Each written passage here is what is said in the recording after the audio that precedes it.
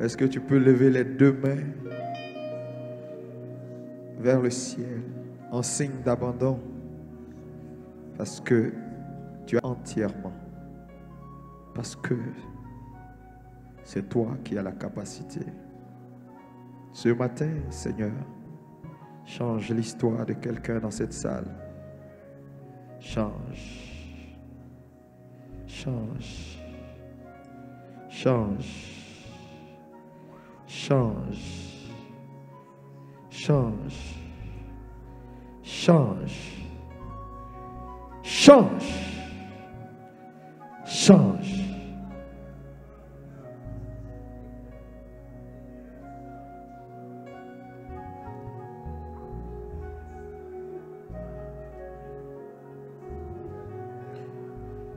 Dieu touche. Dieu touche maintenant. Dieu touche maintenant. Il y a des personnes dans cette salle maintenant. Tu sens la présence de Dieu descendre sur ta vie maintenant, là où tu es. Cette présence t'enveloppe. Tu peux sentir dans tes mains comme des frissons. C'est la puissance de Dieu. Oh Lord, merci Jésus. Waouh. Waouh.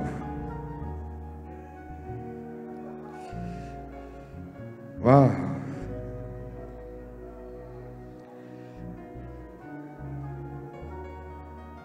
Jesus. Reste connecté.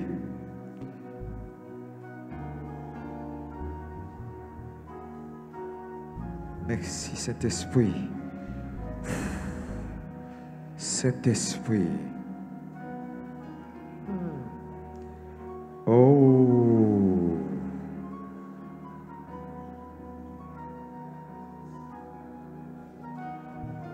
Oh, sa présence est palpable. Hibakatasukalatus. Reste connecté. Il te touche maintenant. Tu sens ça. Reçois cette gloire, cette pesanteur maintenant. Au nom de Jésus.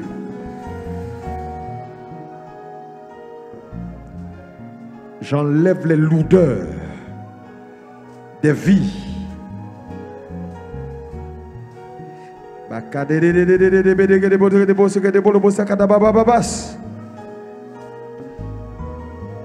Oh, reçois. C'est pour toi qu'il est là maintenant. Reçois.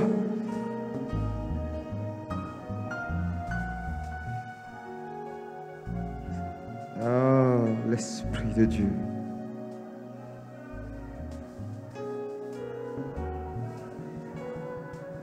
Let your power.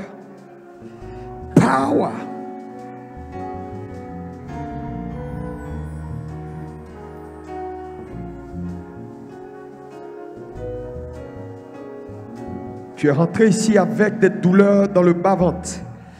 Reçois ta guérison maintenant au nom de Jésus.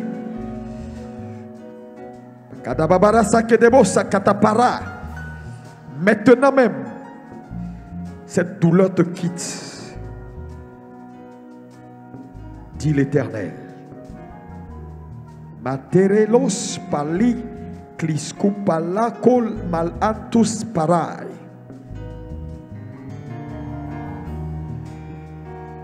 Oh, ton fardeau est ôté ce matin. Je dis ton fardeau est ôté ce matin. Je dis ton fardeau est ôté ce matin. Oh, si tu le crois, crie et acclame le Seigneur.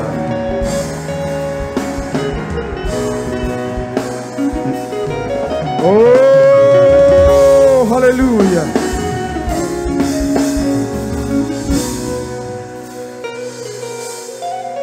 Merci Jésus. Amen. Assois-toi dans sa présence. Alléluia. Thank you, Jesus. Salue ton voisin du voisin. Tu es béni d'être présent ce matin. Oh, dis-lui ça avec conviction. Alléluia. Merci, Jésus. Éternel, nous te bénissons pour ta fidélité.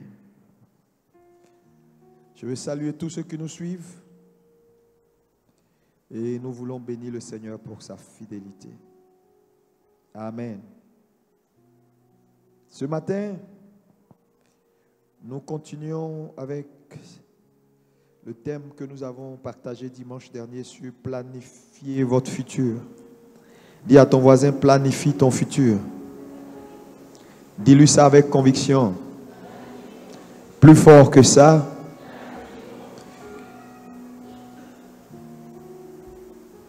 Crie plus fort. Ça, c'est bon pour les gens qui sont dans la salle. Plus fort. Amen. Planifiez votre futur. Je l'ai dit dimanche dernier, c'est très important.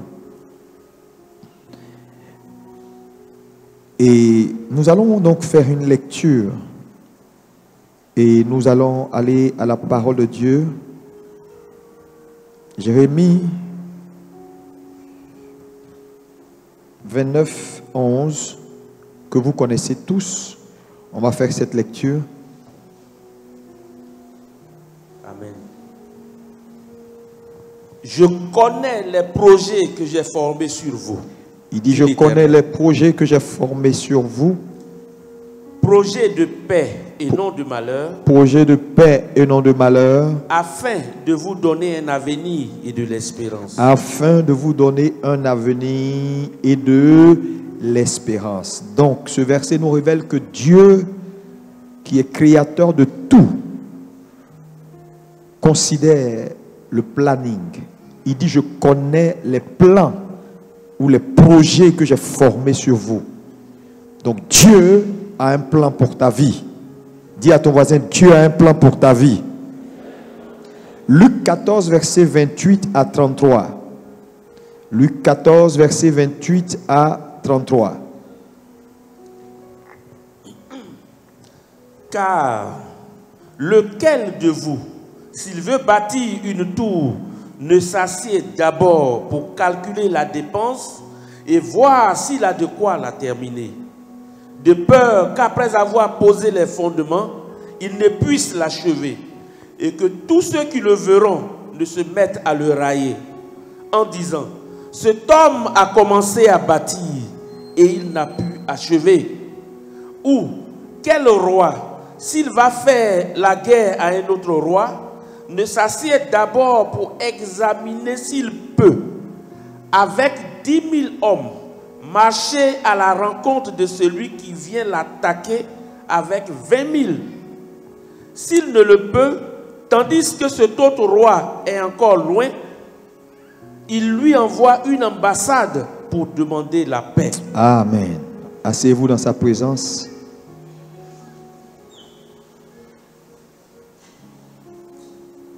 Tous ceux qui sont assis au fond, déplacez-vous. Service des hôtesses.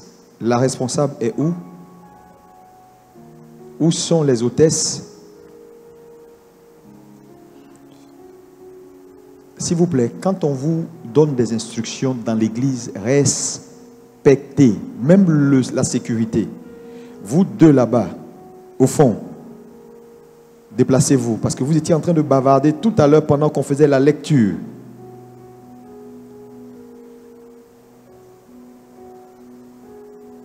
Avancez ici et restez concentrés. C'est très important dans la présence de Dieu.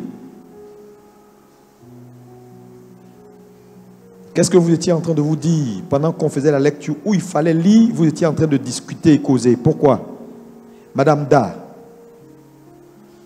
Madame Da, il faut que tu me punisses ces deux. Ils comprendront que la présence de Dieu, on ne joue pas. Et quand on fait les lectures, ils étaient les deux. tu fais une mise à pied.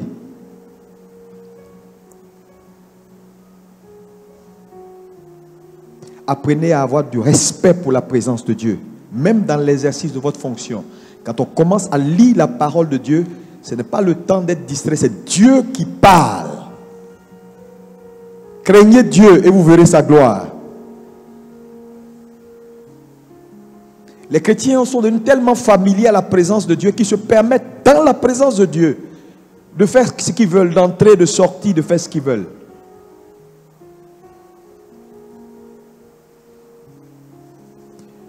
Est-ce que quelqu'un peut dire planifier votre futur? Dimanche, j'ai planqué le décor en vous montrant l'importance de planifier, de faire des projets. Et j'ai dit que tout changement dans la vie d'un homme, d'une église, d'une nation, d'une entité, commence avec la prise de conscience qu'un rêve restera un rêve jusqu'à ce qu'on applique à ce rêve un plan. Le problème de l'église de Jésus-Christ à tous les niveaux, Dieu m'a encore interpellé cette semaine pour dire, je suis puissant, je peux faire pour les gens, je peux. Regardez, on a lu tout à l'heure Jérémie 29, il dit, je connais les plans que j'ai formés pour vous, je connais les projets. Dieu a un projet pour ta vie, a un plan pour ta vie, mais Dieu ne planifiera pas pour toi. Voilà la nuance. Il a un plan pour toi, mais il ne fera pas un plan pour toi. C'est-à-dire, il a un plan pour ta destinée, mais tu as la responsabilité de comprendre que le plan que Dieu a pour toi, Dieu va le fixer dans ton esprit sous forme de vision. Tu as la responsabilité maintenant de mettre en place un projet pour sa matérialisation. Donc le fait que Dieu a un plan pour ta vie n'est pas suffisant. Dieu a un plan pour la vie de l'imam de la plus grande mosquée d'Abidjan. Dieu a un plan pour tous les hommes. Est-ce que quelqu'un peut dire avec moi, planifier votre futur? Encore plus fort. Et donc, dimanche dernier, j'ai défini ce que c'est que planifier. Je ne vais pas revenir sur les détails.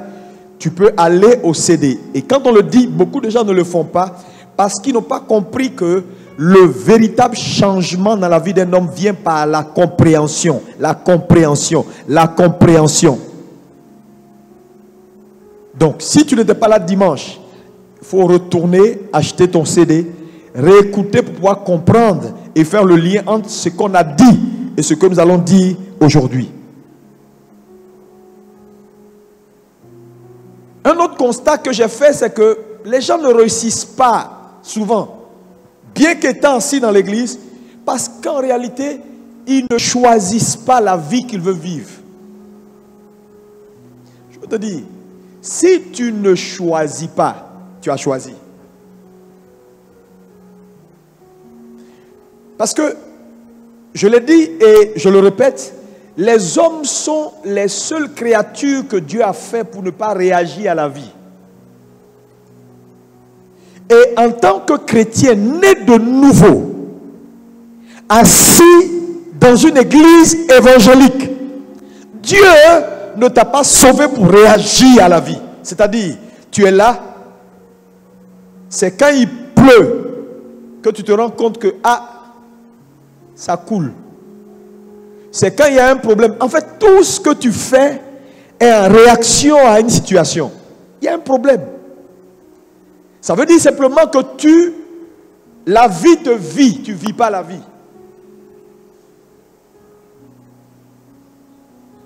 C'est-à-dire, la vie te vit, tu ne vis pas la vie. Les hommes de destinée ne subissent pas la vie, mais déterminent la direction que la vie doit prendre. Quelqu'un me dit un bon amen. Et quand je te regarde, je n'ai pas l'impression que tu comprends ce qu'on est en train de dire. Tu subis la vie. Tu réagis.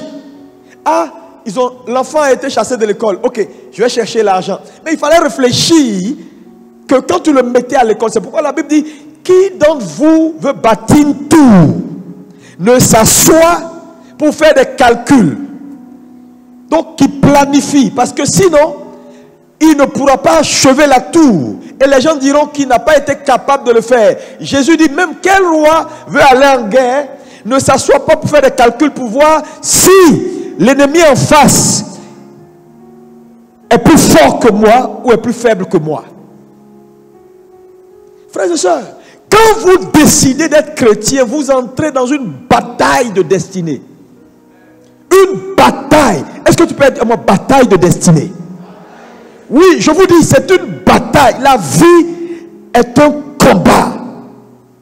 Même Jésus, tout ce qu'il a obtenu pour nous comme salut n'a pas été quelque chose qu'on lui a envoyé sur un plateau d'or. Il a dû gagner chaque parcelle de terrain. Pour obtenir le salut, Jésus a dû se battre. Jésus a dû être déterminé. Regarde ton voisin, dis voisin, tu as besoin d'être déterminé. Arrête de te comporter comme tu te comportes. T'assois là et puis espérer. Oui, dans tous les cas, je sais que Dieu il est avec moi. Oui, je sais qu'il va faire. Seigneur, je te fais confiance. Hein? Hey, Seigneur, je te fais confiance.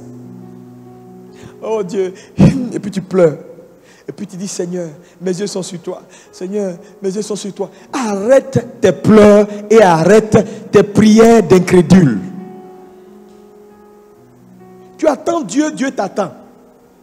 On ne sait plus qui attend son ami. Le temps est venu pour toi de te réveiller. Alléluia. Aucune vie ne peut éclore si cette vie ne comprend que la responsabilité désormais est entre nos mains en tant que chrétien, né de nouveau. Voilà pourquoi on nous appelle des nés de nouveau. Jésus a fini le travail. Jésus nous a donné tout. Jésus nous a donné le pouvoir. Il dit, je voyais Satan tomber du ciel comme un éclair. Il dit, voici, je vous ai donné le pouvoir de marcher sur les serpents, les scorpions et toute la puissance. Quelqu'un me dit toute la puissance. Plus fort. Encore plus fort. Quand on dit toute la puissance, ça veut dire toute la puissance. Il n'y a pas moitié de puissance. Toute la puissance de l'ennemi. Le pouvoir que le Seigneur t'a donné contrôle et a la capacité de soumettre toute la puissance de l'ennemi. Dis avec moi, toute la puissance. Frère, si tu échoues, c'est ta responsabilité. C'est pourquoi souvent, au lieu de perdre le temps et aller fatiguer Dieu, prends tes responsabilités. Tu sais, c'est comme quelqu'un que tu mets à la tête d'une société et tu lui dis, écoute les gars, je te donne tout. Il y a un budget de combien de milliards. Tu puisses dedans, qu'importe ce qui arrive. Et à chaque fois qu'il y a un problème dans la société, il t'appelle.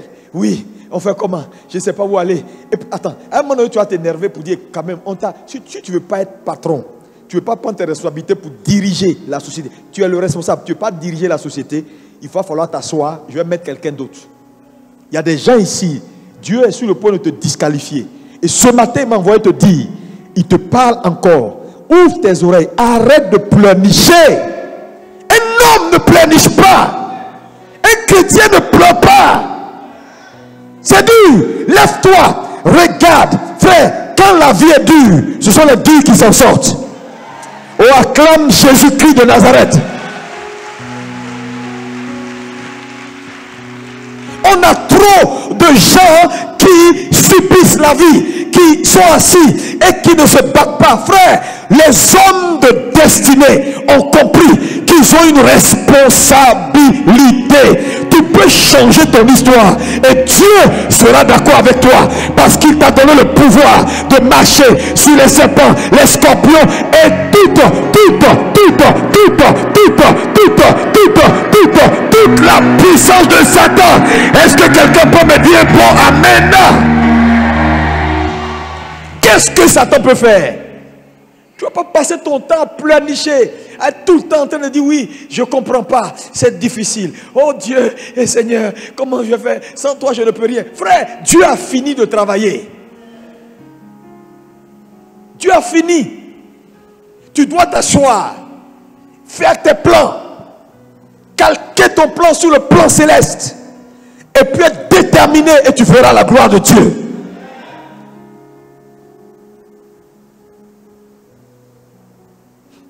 Vous savez, j'ai regardé un jour un documentaire, un monsieur qui avait près de 300 kilos. Tous les médecins ont fait des pronostics qu'il va mourir. Il aimait tellement manger que c'était le nid. C'est-à-dire, il ne peut pas. Il a dit lui-même, je sais que je vais mourir. À un moment donné, il y a eu un déclic dans son esprit. Il a pris la décision pour dire, je prends ma vie entre mes mains. Frère, il a commencé à réduire son repas, à ne plus manger X, à ne plus manger Y. Je dis de 300 kilos. Le gars maigrit. Il va au sport. Même quand son corps ne veut pas se lever, il se lève. À un moment donné, au soir de tous ces exercices, quand tu vois le monsieur, sa peau pendait comme ça sur son corps. Il est allé, ils ont fait une chirurgie esthétique, ils ont enlevé des kilos de chair. Et quand tu regardes sa photo, il y a quelques années, et ce qu'il est devenu, ça on appelle ça la détermination. Il y avait un plan. Il dit, je refuse de mourir. Mon frère, tu es là, tu es en train d'aller dans le décor. Ça ne te dit rien. Chaque jour, tu te vois en train d'aller dans le décor. Tu ne prends aucune décision. Tu es en train d'aller dans le décor. Frère, et tu es assis. Tu espères que quelque chose arrive et que ça te change. Tu dois prendre une décision ce matin. Dis avec moi, décision. Plus fort.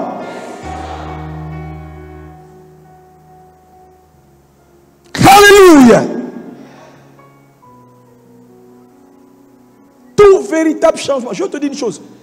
Il y a deux éléments importants auxquels tu vas faire face dans la vie. Tu vas faire face au temps et au changement. Dis avec moi le temps. Plus fort. Et le changement. Encore le temps et le changement. Les deux éléments là, tu ne peux rien contre eux. Que tu le veuilles ou pas, le temps il passe. Ça te plaît, ça ne te plaît pas, le temps passe. Tu es d'accord, tu n'es pas d'accord, le temps passe. Le changement pareil. Tu es d'accord, tu n'es pas d'accord, les changements arrivent. Avec ou ton consentement, les changements arrivent. Ça veut dire quoi? Si tu n'as pas cette capacité d'adaptation, le changement va te mettre dans le passé. Le monde évolue, les choses changent. Dieu a créé les choses pour changer.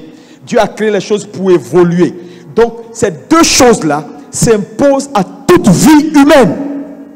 Mais ta capacité de les contrôler en ta faveur, c'est comprendre que planifier, donner un but au temps. Alléluia. Planifier pour que sa vie ne soit pas en déphasage avec les saisons. C'est là que ces choses-là vont te favoriser. Sinon, elles vont te défavoriser. Et je vois des gens qui prennent de l'âge matin, midi, soir. Tu n'es plus un jeune. Dans quelques années, ici 2 ans, 3 ans, 4 ans, mon ami, tu ne seras pas le jeune que tu es. Je te donne un exercice. Quand tu entres à la maison après le culte, va regarder tes anciens albums il y a 8 ans, 10 ans. Si tu as des vidéos, mets dans ta télé et regarde. Tu verras ton visage et le visage que tu as aujourd'hui si c'est la même chose.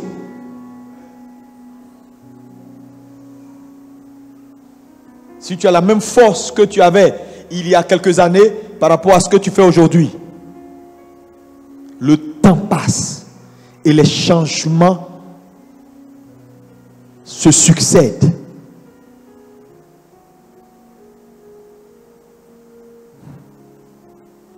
Alléluia.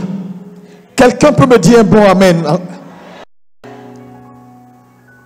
Planifier, c'est faire acte de foi. Ça veut dire quoi? Un homme qui ne comprend pas que planifier sa vie est égal à la foi, parce que la foi est un acte. Donc quelqu'un qui décide de planifier est quelqu'un qui croit en Dieu, qui croit que Dieu a déjà fait. Donc l'absence de plan est la preuve que tu vis dans l'incrédulité. Et beaucoup de gens dans nos églises vivent dans l'incrédulité. Voilà pourquoi les choses ne marchent pas dans leur vie. Parce qu'en réalité, si je leur...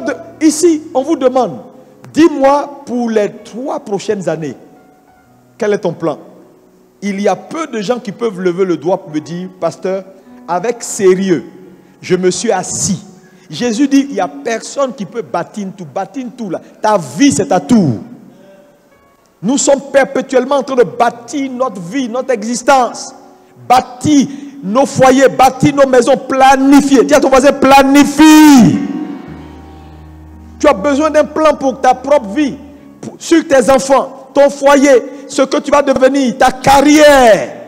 Tout a besoin d'un plan.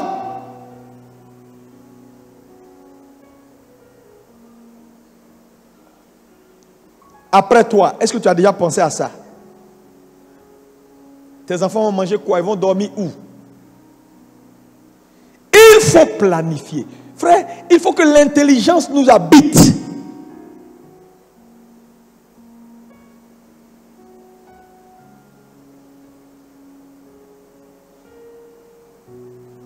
Oh, alléluia. Relis-moi Proverbe 21, verset 5.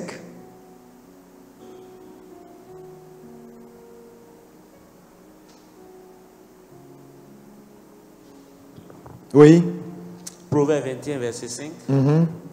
Les projets de l'homme diligent mènent qu'à l'abondance. Mènent qu'à l'abondance, oui. Mais celui qui agit avec précipitation n'arrive qu'à la disette. Mais celui qui agit avec précipitation, c'est-à-dire celui qui n'a pas de plan, va droit vers la chute et la ruine.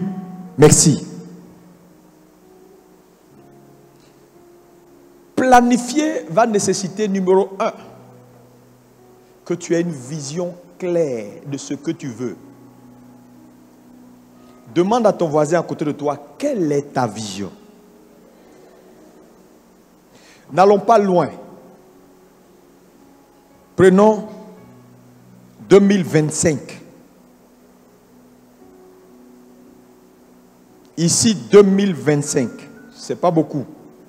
Nous sommes en 2019, n'est-ce pas? 2025, c'est dans... Voilà. Est-ce que vous savez qu'ici, 2025, il va y avoir tellement de bouleversements, que ce soit en Côte d'Ivoire, dans le monde, en Côte d'Ivoire.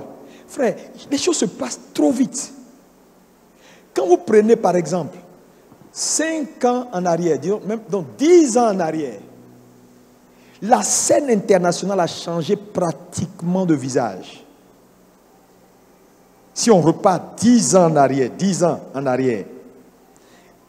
Parce qu'une fois, je regardais la télé et puis on faisait un documentaire et puis j'ai vu G7 2009 ou 2019, leur organisation G7.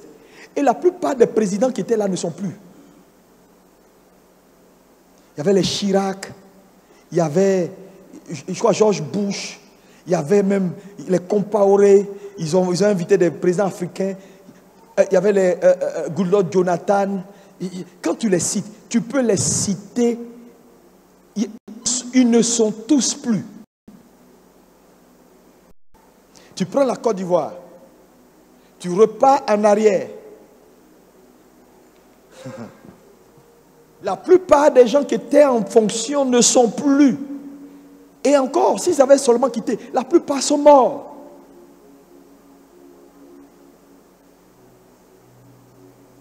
Chirac est mort il n'y a même pas 2 semaines.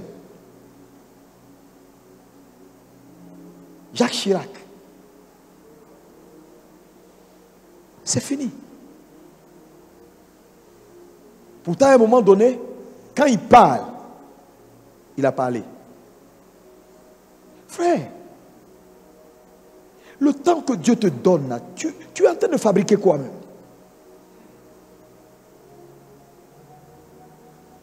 Ce matin, je veux que tu aies de la conscience.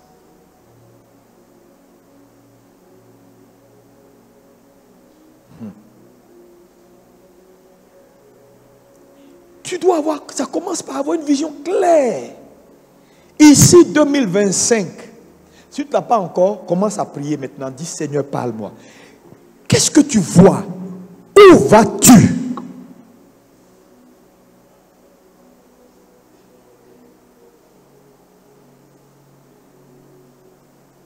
Demande à ton voisin. 2025. Comment tu te vois?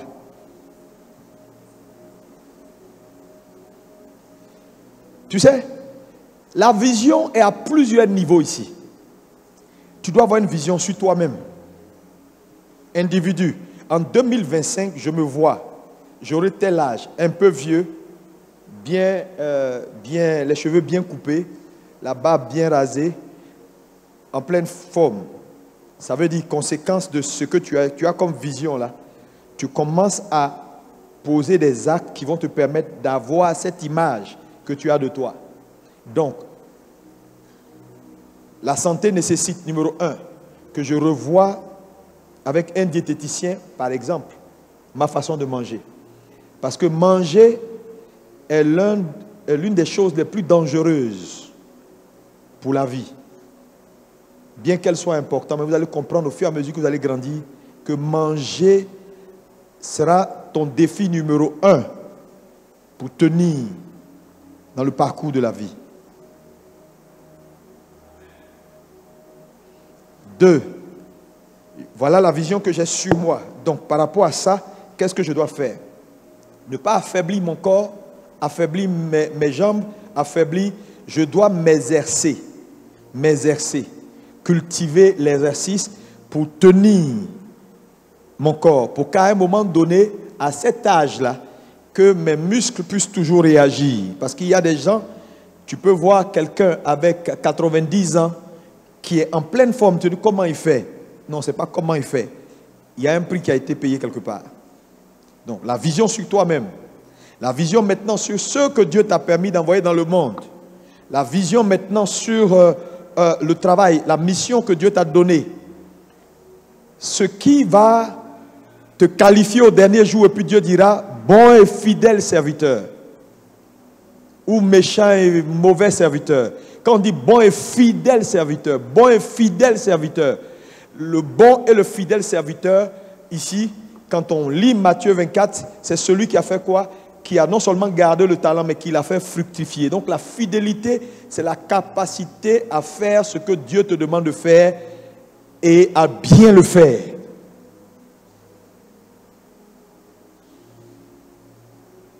Et avoir maintenant une vision globale par rapport à ta société.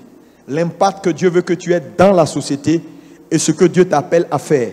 Parce que si tu ne t'assois pas pour réfléchir en ces termes-là, je te dis la vie, tu vas vivre au jour le jour et la vie va te vivre, va te conduire, va te donner de la direction. Là où c'est toi qui dois donner de la direction à la vie va te donner de la direction. Donc avoir une vision claire. La vision, elle est globale d'abord. Maintenant, à côté de la vision, alléluia, et c'est très important, tu dois maintenant décliner la vision en objectif. Quand je parle de décliner la vision en objectif, ça veut dire quoi? La vision, elle est très globale. Maintenant, tu la mets en objectif, c'est-à-dire tu fixes un but précis. Bon, j'ai parlé de 2025, j'ai une grosse vision. Maintenant, à la fin de décembre, là, objectif numéro 1. Fin mars, objectif numéro 2. Donc, quantifier, aller par objectif. Donc, décliner la vision en objectif, par exemple, sur 2-3 mois. Chaque 3 mois, avoir un objectif que tu peux évaluer. Oh, quelqu'un me dit un bon amen. Lis-moi Proverbe 29, verset 18. Oui. Proverbe 29, verset 18. Quand il n'y a pas de révélation, le peuple est sans frein. Quand il n'y a pas de vision ou de révélation, le peuple est sans balise. C'est ça qu'on appelle frein.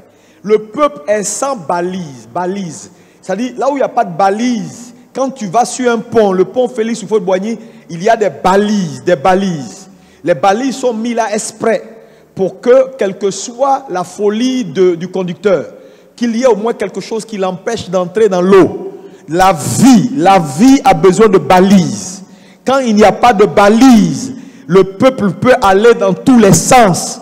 Parce qu'il y a tellement de choses qui vous sollicitent, qui sollicitent votre attention au quotidien, qui sont des bonnes choses, mais qui ne sont pas des choses justes. Parce que entre ce qui est juste et ce qui est bon, ce qui est juste te conduit dans ta destinée, ce qui est bon te satisfait pour le moment, pour voilà, les circonstances. Donc quelque chose peut être bon sans être juste. Mais ce qui te permet de rester dans ce qui est juste, ce sont les balises. Là où il n'y a pas de balises, regarde ton frère, demande-lui, est-ce que tu as des balises? Les balises, c'est avoir une vision claire. Pour qu'à un moment donné, quand tu es en train de sortir, tu dis non, non, non, non, non. Ce n'est pas là-bas, ce n'est pas là-bas, ce n'est pas là-bas, ce n'est pas là-bas, c'est ici. Oh, quelqu'un me dit amen.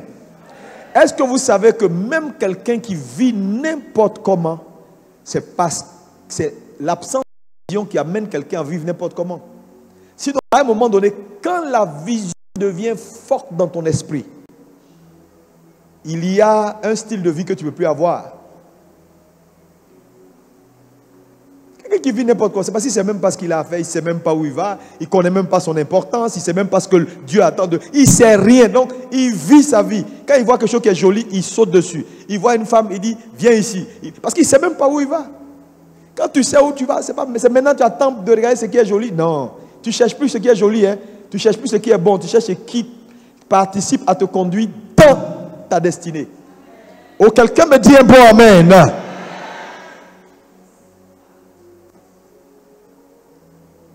Donc c'est important d'avoir une vision. Directement important d'avoir une vision. Parce que la vision te permet de voir le futur.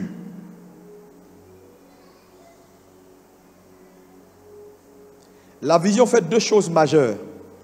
Elle te permet de voir le futur et de comprendre le présent. Ça veut dire quoi?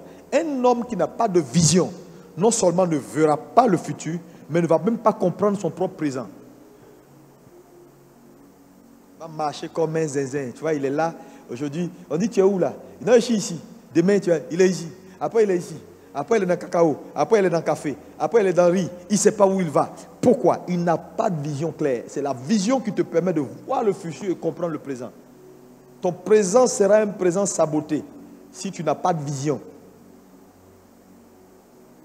C'est pourquoi, après ce culte-là, tu dois aller faire des calculs.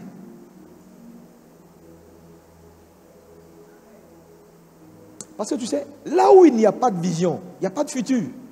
Et là où il n'y a pas de futur, il n'y a pas d'avenir. Et là où il n'y a pas d'avenir, l'homme est toujours attiré par deux choses. Soit son futur, soit son passé. Tu regarderas vers le passé ou vers le futur. Donc, quand il n'y a pas de futur, tu es automatiquement dans le passé.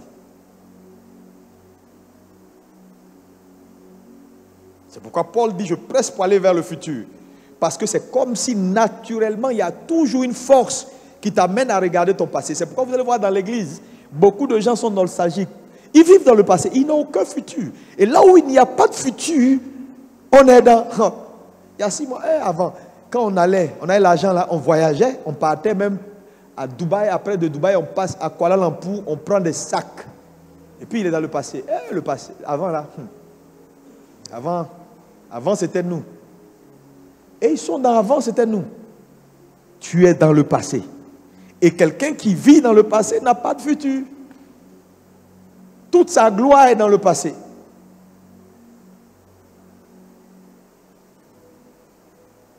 La seule chose qui te délivre du passé, c'est un futur qui est fort dans ton esprit. Qui te déconnecte du passé. Même quand le passé semble être glorieux, tu as du mal à rester sur cette ancienne gloire parce qu'il y a mieux que ça dans ton esprit. Donc tu es perpétuellement en train de voir autre chose, mais pas en train de capitaliser sur l'ancienne gloire. Parce que Dieu n'a pas le temps avec ce qui est passé hier. La gloire d'hier, c'est la gloire d'hier. Dis-moi, la gloire d'hier, c'est la gloire d'hier.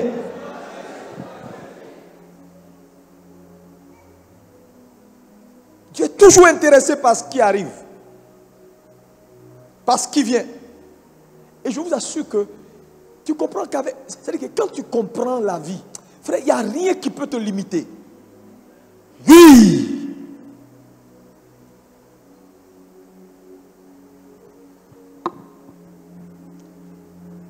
Mets ta main sur ton front, dis Seigneur, aide-moi à être dans le futur. Fais de moi un homme du futur. Au nom de Jésus.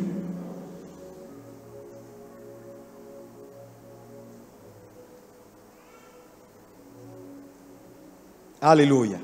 Est-ce que quelqu'un est béni? Habakkuk 2, verset 2.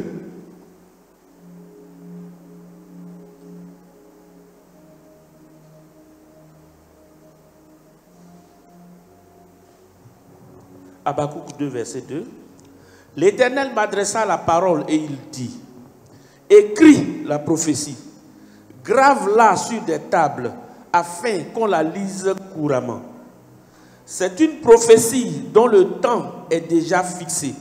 Elle marche vers son terme et elle ne mentira pas. Si elle tarde, attends-la, car elle s'accomplira certainement. Le mot si elle tarde, attends-la, veut dire, vous savez, la Bible est un livre extraordinaire. Ça veut dire qu'il y a toujours une probabilité que les choses tardent, que les choses soient retardées. Non pas parce que Dieu le veut, mais parce que nous sommes dans un monde où il y a perpétuellement de l'opposition. Et tu ne seras pas toujours lucide. Donc il peut arriver que tu fasses terrain à l'adversaire et il va te retarder. Mais aussi sûr qu'il peut te retarder, il ne peut pas empêcher la chose d'arriver. C'est-à-dire, ça peut se retarder, mais ça ne peut pas cancel. Dis-moi amen, amen, amen, amen, amen. C'est pourquoi dans la vie, un plan, on peut toujours changer un plan, mais on ne peut jamais changer l'objectif.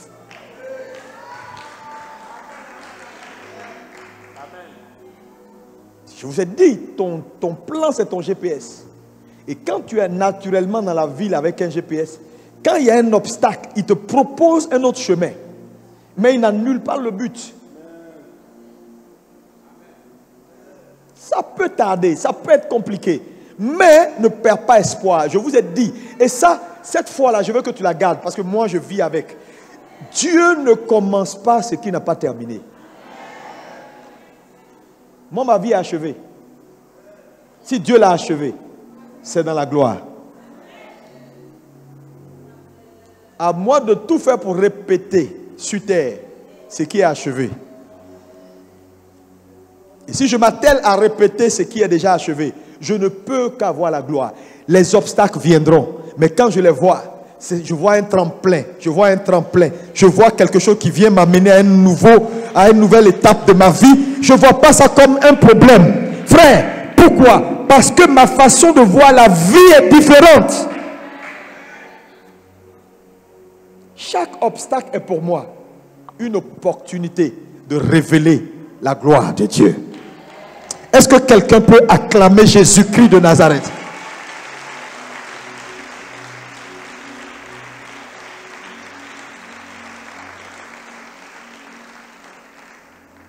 C'est pourquoi il est important d'avoir une vision claire.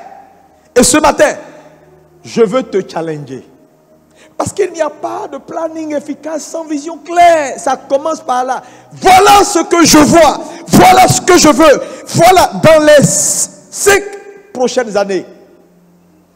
Éternel Dieu, je ne suis plus locataire à partir de 5 ans. Quand tu le dis, quand tu as la vision, mon ami, tu commences à travailler pour ne plus être. Ah.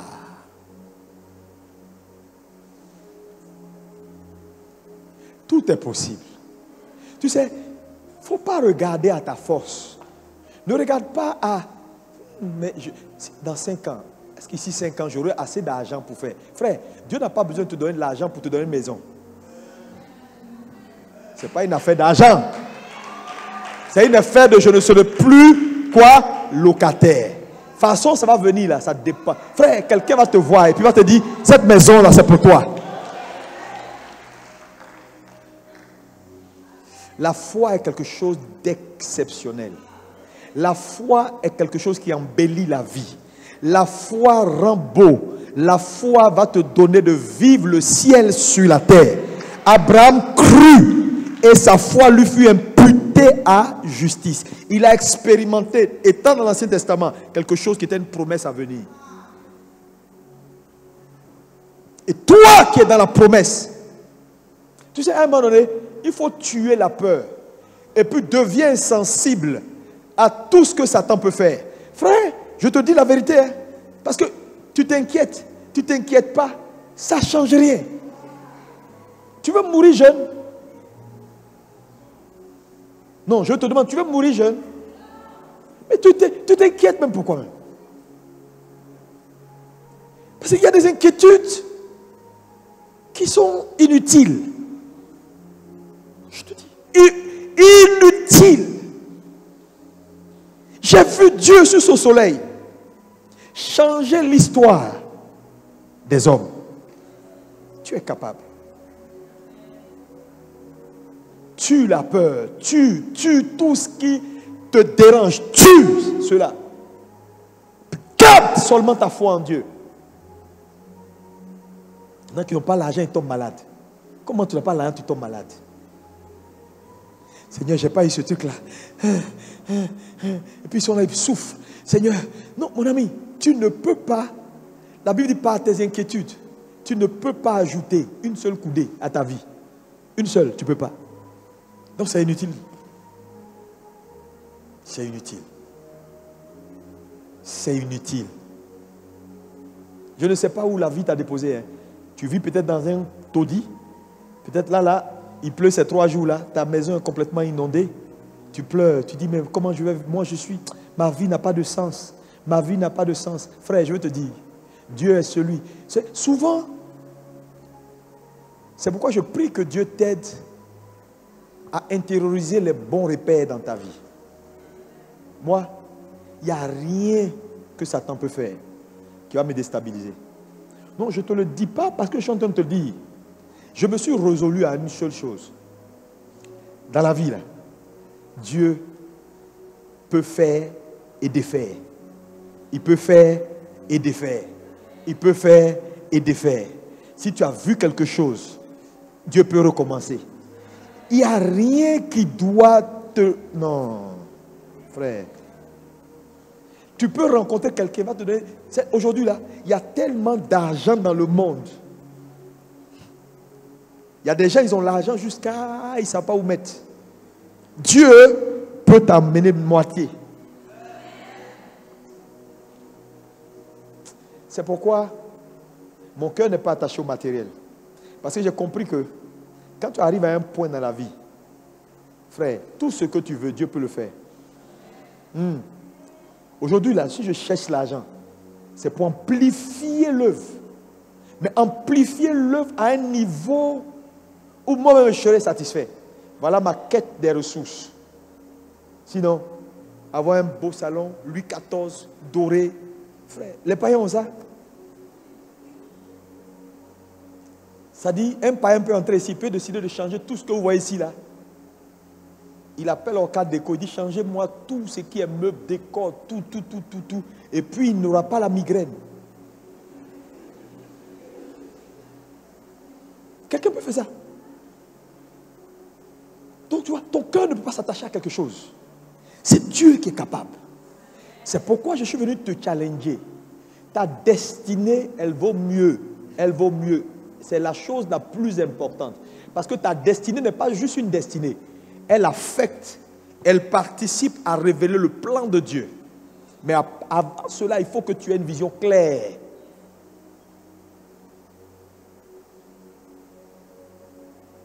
Maintenant, quelqu'un me dira, mais pasteur, avoir une vision, je suis d'accord avec toi pour avoir la vision, mais je ne sais pas, la vision, comment j'ai la vision? N'oublie pas, Dieu peut te donner la vision de ton existence par 3 voies majeures. 3 voies majeures. Numéro 1, par révélation. Directement par révélation. Plus fort. Il peut le faire. Acte 26, verset 19. Acte 26, verset 19. Donc ça veut dire que tu peux aller prier Dieu pour dire, Seigneur, révèle-moi clairement pour les 5 prochaines années ce que tu attends de moi. Oui, vas-y. Oui. Acte 26, 19. Oui. Il dit, je n'ai point résisté à la vision céleste. Il est en train de dire que quand Dieu m'a révélé ce que j'avais à faire, mon statut sur cette terre des hommes, je n'ai pas résisté. Donc Dieu peut te révéler ce qu'il attend de toi par révélation. C'est-à-dire, il imprime dans ton esprit une parole qui va baliser ou qui va être le point de départ de ce qu'il veut faire avec toi. Ou ça peut être une vision ouverte. Mais dans tous les cas, Dieu parle aujourd'hui par révélation. Lève la main, doit dire Saint-Esprit. Plus fort, Saint-Esprit. Révèle-moi ce que tu attends de moi ici les 5 prochaines années. Tu sais, je vais te dire, une chose que Dieu m'a fait comprendre, c'est qu'un homme qui ne découvre pas sa vision est un homme qui s'expose à la mort prématurée. Satan ne peut pas tuer quelqu'un qui sait exactement ce qu'il a à faire. Parce que Dieu ne peut pas te parler et Satan va te tuer. Mais quand tu ne sais rien, tu deviens une proie. Parce que la vision a la capacité de te protéger. Donc, quelqu'un qui découvre le plan de Dieu pour sa vie se protège. Il faut faire gaffe. Regarde ton voisin, dis voisin, trouve ce que Dieu veut pour toi. Trouve ça. Sinon tu vas souffrir. Tu vas t'asseoir à l'église. Tu vas faiblir. Tu vas souffrir. Tu vas être frustré. Tu vas chanter. Chanter ne change pas la vie de quelqu'un. S'asseoir à l'église, crier ne va pas changer ta vie, mon ami. Tout ce qu'on fait ici, là, ça va t'amener, Dieu va tenter de te parler, de te donner une direction. Parce que frère, Dieu est perpétuellement en train de réaliser ses plans. Et nous sommes les agents de réalisation de ses plans.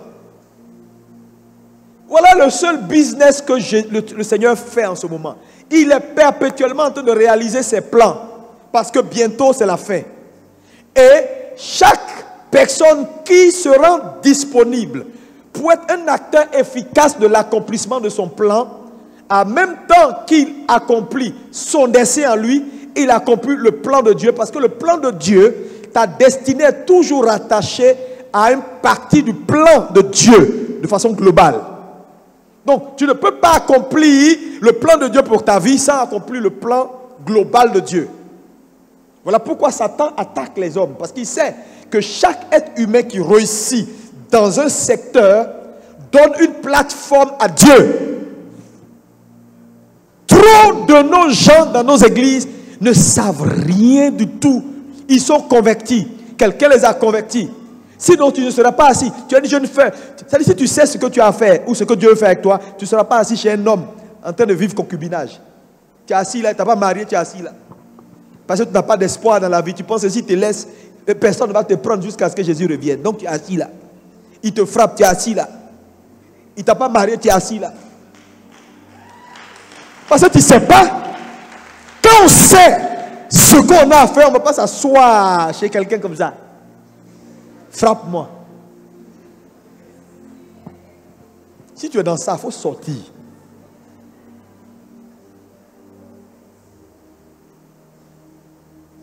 Quelqu'un me dit amen. Ton amen est suspect.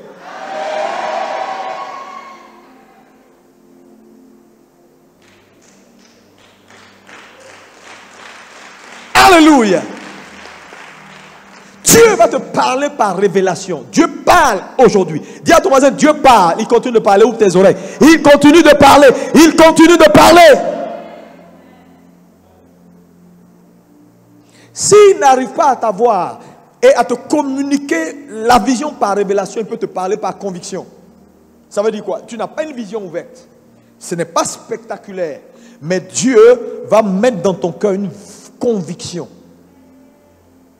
La conviction, également la voix de Dieu. C'est-à-dire, tu n'as pas vu le ciel s'ouvrir. Tu n'as pas vu des anges descendre pour te dire, Alléluia, Ici 5 ans. On va te prendre. Non, non, non, on n'a pas prophétisé sur toi, on n'a rien dit. Ça ne veut pas dire que Dieu ne t'a pas parlé. Dieu va mettre dans ton cœur une conviction. Une forte conviction. Tu crois, tu sais, par la parole de Dieu qui vient, par l'enseignement de la parole de Dieu, quelque chose descend dans ton cœur. La foi se crée. Tu sais que c'est le chemin à prendre. Tu sais, tu le sais et tu le sais. On te dit comment, tu dis je ne sais pas, mais je sais. Il faut te parler par conviction. Il a parlé à Néhémie par conviction. Néhémie 1, verset 1 à 4. La Bible dit, la conviction est entrée dans le cœur de Néhémie. Néhémie a su qu'il doit retourner pour rebâtir la muraille. On dit comment? Il dit non, non, non, mais je sais. Je le sens et je le sais. Quand Dieu parle, je sais. Le problème, beaucoup ne savent même pas comment Dieu parle.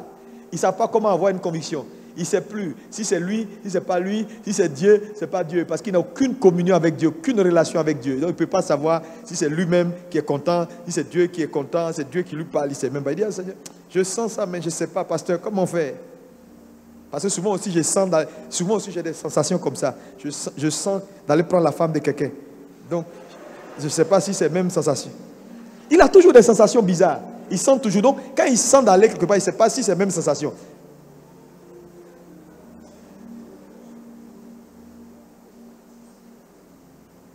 Que Dieu te délivre. Qu'il te donne de vraies convictions au nom de Jésus.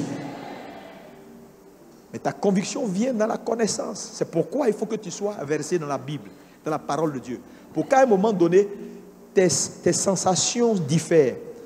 Parce que vous savez, il y a une différence entre, c'est-à-dire avoir un vrai enfant de Dieu peut faire la différence entre la joie qui vient de Dieu et les sensations de bien-être qui viennent de, il a pris un peu d'alcool ou bien les amis sont venus, il peut faire la différence. Mais tu ne seras pas capable de faire cette différence-là si tu n'es pas plongé, si ton esprit ne grandit pas. Donc la croissance de ton esprit est ce qui va te permettre à un moment donné de faire la différence entre je ressens dans mon cœur qu'il faut que j'aille ici aux autres ressentiments que tu as au quotidien.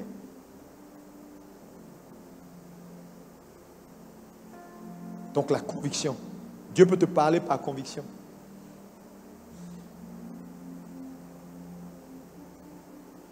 La conviction peut venir également en faisant quoi?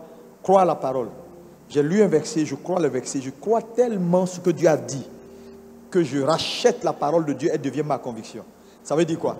J'ai lu dans la Bible, on est en train de prêcher et puis le pasteur dit quelque chose pour dire, écoutez les gars, bâtissez des maisons. Et puis tout à coup, avec des versets bibliques qui prouvent que Dieu est d'accord de nous voir réussir. Et ça rentre dans ton esprit. Et tu prends cette parole-là qui dit, Israël a marché dans le désert, ils ont grandi. Ils ont marché pendant 40 ans. Leurs vêtements ne se sont pas usés sur eux. Ça veut dire quoi? 40 ans. 40 ans. Quand son pied grandit, Dieu fait grandir la chaussure. Quand il grossit, Dieu fait grossir l'habit. C'est-à-dire, Dieu a maintenu sur eux le même vêtement. Donc, Dieu est capable. Et il dit, quand vous habiterez et vous bâtirez de belles maisons, souvenez-vous de l'Éternel. Donc, ça veut dire quoi? Dieu s'attend à ce qu'on bâtisse et habite de belles maisons. Il dit quand. Le mot quand veut dire Dieu s'attend. Quand vous bâtirez et habiterez de belles maisons, souvenez-vous de l'Éternel, votre Dieu, car c'est lui qui vous donnera de la force éventuellement pour acquérir des richesses. Donc ça veut dire quoi? Dieu s'attend à ce qu'on soit dans de belles maisons, qu'on habite de belles maisons. Ce n'est pas contre la volonté de Dieu. Et par exemple, on dit une telle parole, ça rentre dans ton cœur. Tu crois la parole. Tu crois tellement la parole que ça entre dans ton cœur. Ça devient une conviction que tu as. Et sur cette conviction-là maintenant, tu bâtis un plan. Donc Dieu parle également par conviction. Parce que pendant qu'on parle, il y a des gens qui ne croient pas ce que je suis en train de dire. Qui ne croient pas du tout, qui croient dans leur tête que on va venir à l'église un dimanche. On va dire lever les mains, le Saint-Esprit est là. Et puis le feu va tomber sur eux. Et puis ils vont tomber. Et puis quelque chose va les secouer. Et puis à partir de là, leur vie a basculé. Et puis les miracles vont commencer. Il y en a qui croient ça. C'est-à-dire, ils croient que dans l'affaire là, ils n'ont aucune décision. Ils n'ont rien à faire. Que le Saint-Esprit va descendre sur eux et va aller toucher les gens pour leur dire, envoyez votre argent, donnez-lui. Il y a des gens, c'est ce qu'ils croient. il croit ça. Même quand tu lis que Jésus dit asseyez-vous, quelqu'un veut bâtir une tour, il s'assoit pour faire des calculs là, et lui il ne croit pas ça. Il dit non, quel calcul?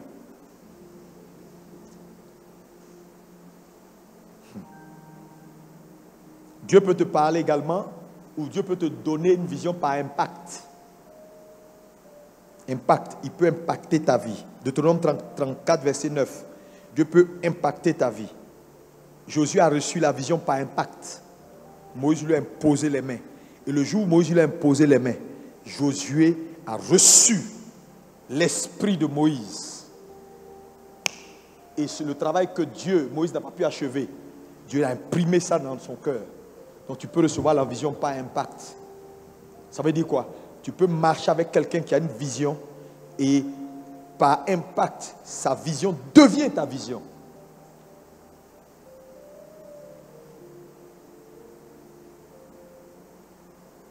Alléluia. Amen.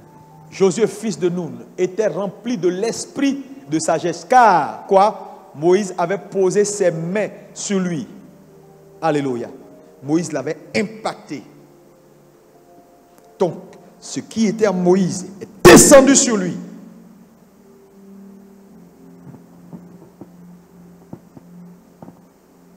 Tu peux marcher avec quelqu'un qui a une vision d'évangélisation. Toi, ce n'était pas ta vision.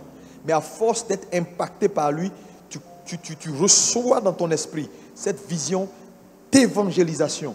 Et tu en fais ta vision. Pas parce que tu as substitué une vision, non. Dieu communique à chacun une vision par ces trois voies-là.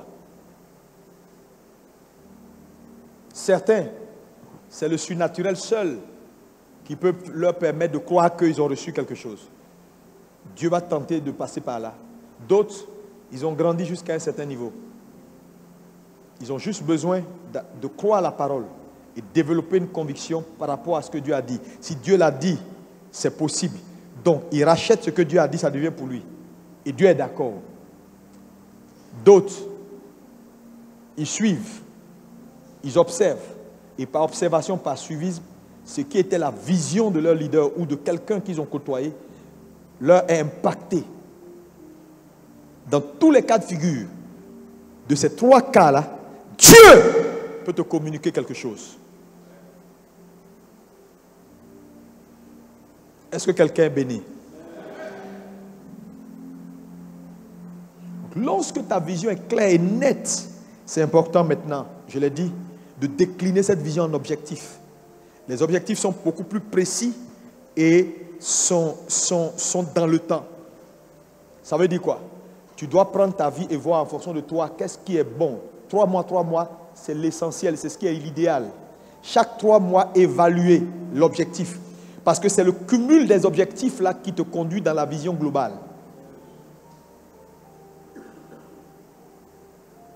Normalement, tu ne peux pas vivre 3 mois sans objectif. Non, normalement, 3 mois sans objectif. C'est compliqué, mais il y a des gens qui vivent. Mais ils sont là, ils vivent 3 mois, 4 mois. Rien du tout. C'est je vais couper mes cheveux.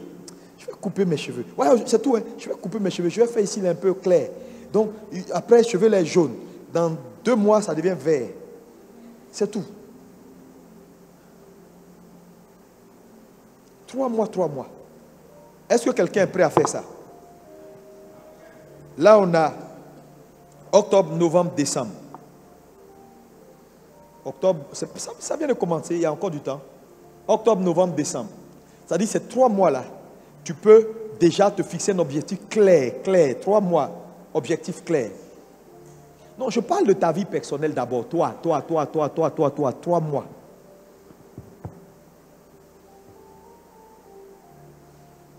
Vous savez, l'affaire là est sérieuse. Quand je prends le temps de te parler comme ça, ça veut dire que moi-même, je comprends que c'est sérieux. Parce que quelle que soit la qualité d'un chauffeur, la qualité d'un conducteur, s'il a la mauvaise adresse dans son GPS, il va se retrouver au mauvais endroit. Ça veut dire qu'au préalable, la vision devient... Parce qu'on navigue sur la base de la vision. Donc ce que je suis en train de vous demander maintenant, c'est mettez l'adresse. L'adresse là, demandez à Dieu de vous donner l'adresse de votre destination. C'est l'adresse qu'on est en train de chercher. Ça veut dire quoi? Si tu commets l'erreur de mettre la mauvaise adresse, au lieu de te retrouver, parce que vous savez que les adresses, ça se ressemble. À Paris, par exemple, rue Victor Hugo, là, il y en a plein. Moi, j'étais une année dans la rue Victor Hugo, à Courbevoie.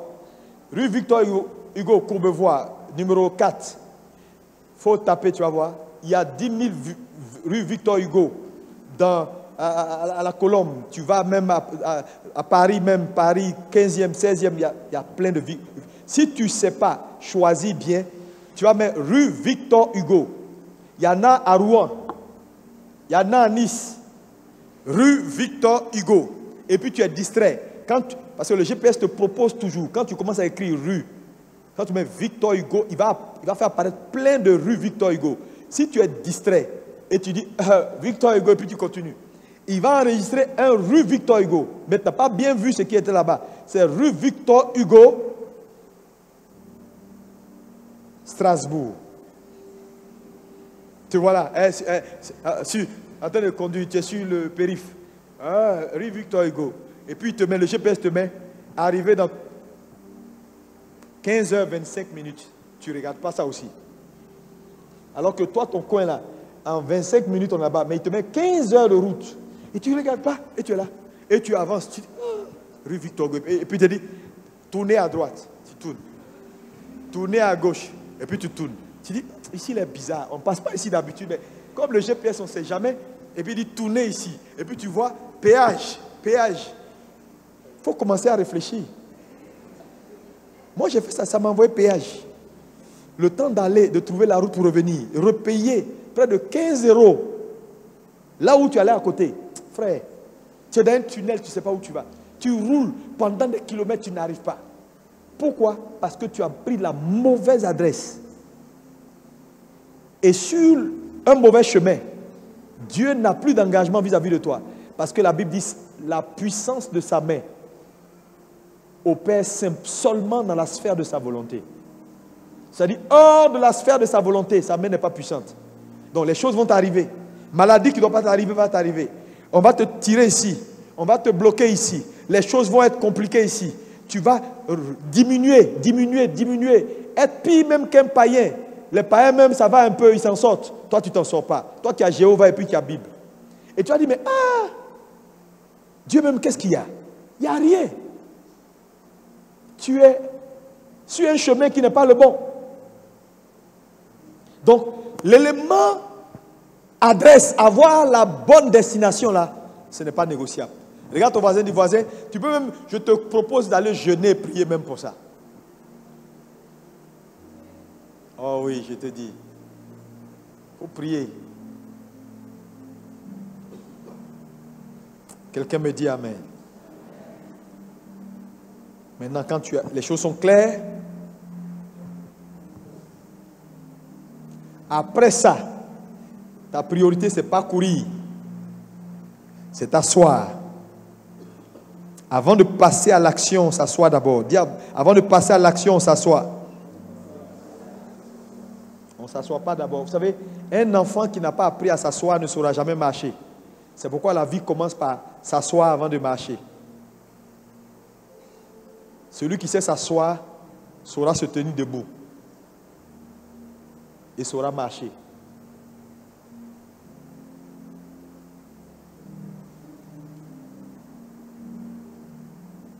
Alléluia. Alléluia. Quand tu as fixé les objectifs, tu as décliné la vision d'objectif court terme, il faut passer à ce qu'on appelle l'évaluation. Évaluer, c'est rassembler tous les éléments qui peuvent t'aider à atteindre les petits objectifs de 3 mois là.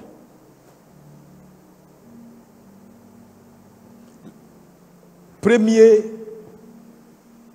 c'est-à-dire la première matière première, c'est la Bible.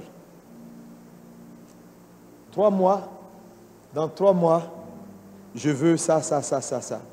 Parole de Dieu, c'est ta première ressource. Récupère tous les éléments de la parole qui puissent te permettre d'accélérer pour atteindre l'objectif des 3 mois. Parce que tu sais, quand tu sais ce que tu as à faire, automatiquement tu sais ce que tu n'as pas à faire. Donc les objectifs vont t'aider à sélectionner autour de toi beaucoup de choses qui ne sont inutiles. Je vous ai dit ici dimanche dernier, il n'y a pas de mauvais chemin, mais il y a des mauvaises destinations. Donc un chemin devient utile à cause de la destination. Un chemin que tu prends d'habitude, que tu aimes, parce que c'est fluide, peut devenir un mauvais chemin si l'objectif, la destination change. Vrai ou faux? Tous les dimanches, tu prends la route là. Cette route gâtée, quand il pleut, tout est mélangé là. À cause de l'objectif. Sinon, il y a goudron, bien, il y a bon goudron que tu peux prendre tout le temps. Mais à cause de l'objectif église, tu payes le prix de cette voie que l'État doit faire. Et je les ordonne de faire.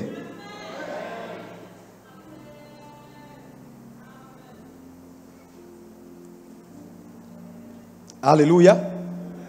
Est-ce que quelqu'un comprend mon langage? C'est très important. Évaluer ce que tu as à faire. Évalue ce que tu as à faire.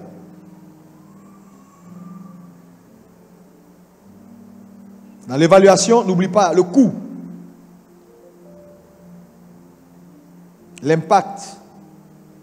Parce que tout objectif a un coût et aura un impact si toi-même. Tout ça, il faut évaluer. C'est des éléments que je te donne pour que tu puisses t'organiser à regarder qu'est-ce que je fais dans 3 mois. Alléluia.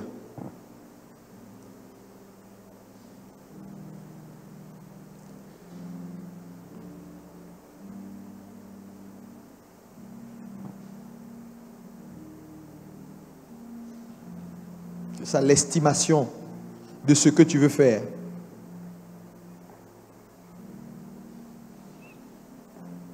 Maintenant, quand c'est bon, tu peux passer à l'action.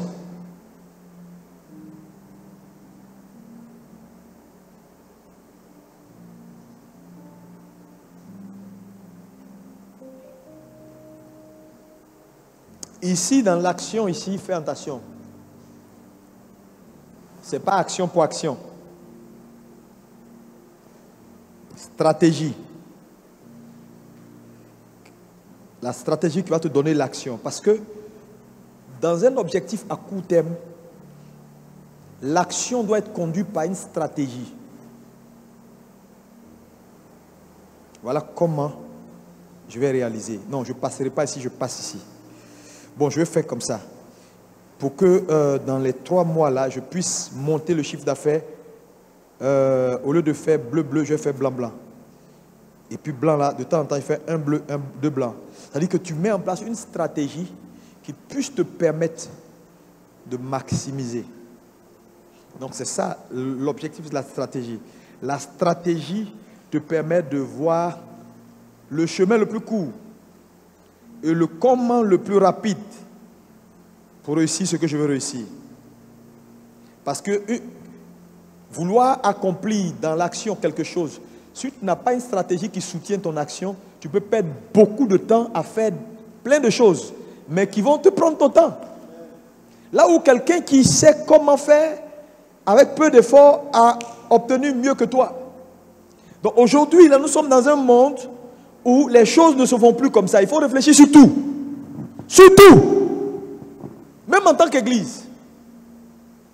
Le pasteur Tounassi vous l'a dit ici. Même dans une église, le peuple que vous êtes, vous avez la responsabilité d'aller et de vous multiplier. Parce que chaque semence se reproduit selon son espèce. Quelle est la stratégie? Mettre en place de nouvelles stratégies.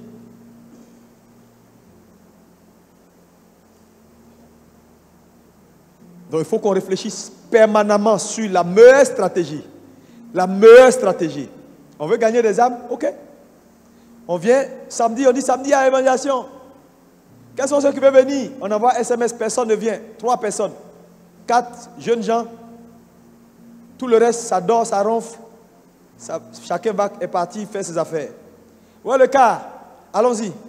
Bonjour, ça va? Jésus t'aime. Hein? Et toi, on dit quoi? Et toi, chez toi, Jésus t'aime, non? Ou bien t'aime pas? Ok. Et puis on finit, on rentre, on dit, ah, on a évangélisé. Ok, c'est bon. Mais la valeur, ce qui donne valeur à une action, c'est les résultats. Maintenant, on fait ça tous les samedis. En termes de résultats, zéro. Donc, les résultats discréditent vos actions ou nous montrent que ce n'est pas la bonne stratégie. Donc, réfléchissons. Qu'est-ce qu'on peut faire pour que, même étant 10, 20, 15, on puisse avoir beaucoup plus d'impact en termes d'évangélisation? Il faut réfléchir, s'asseoir. Il faut qu'on s'assoie, on réfléchit. Donc, tous ceux qui sont dans la position de faire le travail d'évangéliste, de faire le travail d'aller gagner des âmes, parce que Dieu vous a responsabilisé en âme et conscience, et vous êtes en train de servir le Dieu, le Créateur. Quand tu fais quelque chose dans l'église, tu as la tête d'une direction. Ta direction ne marche pas. Tu as la tête d'une famille. Tu dis réunion, tu n'arrives jamais à mobiliser 10 personnes sur les près de 100 personnes qui sont dans ta famille. Arrête de continuer à appeler les gens, envoyer des SMS plein. Ça veut dire que ce n'est pas la bonne stratégie. Maintenant, réfléchis, va jeûner et prier, Dieu va te dire, voilà comment tu peux mettre le doigt sur tout le monde. Voilà telle activité que tu dois faire quand vous faites vos réunions semestrielles. Sinon, je vais te dire, Dieu va te demander des comptes pour rien. Et c'est l'une des choses qui va piéger la plupart des responsables dans nos églises. Parce qu'ils croient que le travail qu'ils sont en train de faire est un travail où, résultat ou pas résultat, ce n'est pas mon problème. Non!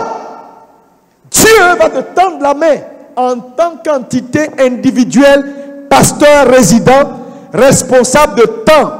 On t'a mis sur l'église, on t'a fait confiance, on t'a donné 50 personnes pour dire, voilà la famille. Dieu va te juger. Le jour où tu ouvres ta bouche pour dire, oui, on ne comprend pas. Mais où sont les pasteurs? On ne comprend pas pourquoi les pasteurs, Dieu va te juger.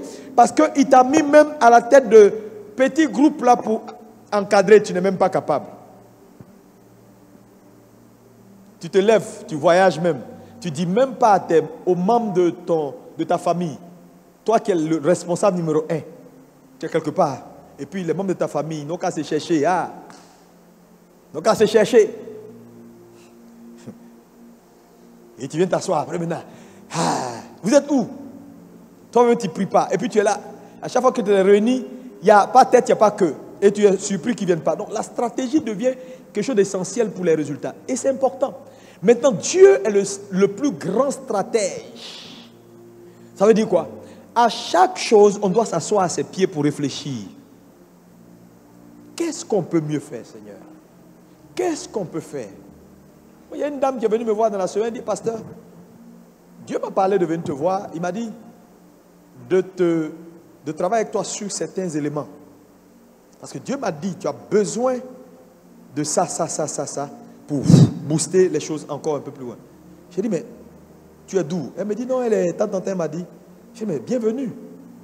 Je prie pour ça. Donc si Dieu t'a envoyé, ça veut dire, autour de moi, là, il n'y a personne qui réfléchit dans ce sens. C'est mes prières maintenant. Que Dieu m'envoie des gens qui réfléchissent autrement que la façon dont vous réfléchissez. Parce que la plupart des gens qui m'entourent n'arrivent pas à m'envoyer à mon prochain niveau.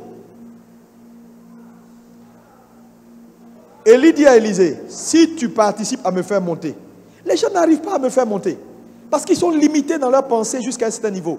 Ils ne réfléchissent pas. Souvent, je prends les gars de la com là, j'ai dit, mais les gars, pourquoi vous ne poussez pas votre pensée? Pourquoi vous n'allez pas au-delà, vous qui êtes des laïcs, pour que moi je m'assoie et que je réfléchisse sur les grandes lignes? Pourquoi vous ne poussez pas? Tout à l'heure, quand je me suis assis, peut-être pour beaucoup, mais pas fait attention. J'ai vu manifestation. Il y avait une erreur. J'ai envoyé un texto pour dire, regardez, vous vous êtes trompé, ce n'est pas manifestation. Ils ont mis manifestation. Quand j'ai envoyé le texto avant de monter, ils ont changé. Je dois prêcher. Je dois corriger. Je dois vérifier les fautes. Je dois m'assurer que c'est fait, c'est pas fait. Et que même YouTube, jusqu'à ce que... Oh mon Dieu. Je dois les appeler pour dire, quand vous communiquez, voilà comment il faut faire. Voilà comment il faut faire. S'il vous plaît, la communication, voilà les stratégies. Hein? Tu ne vas pas me faire vieillir avant le temps.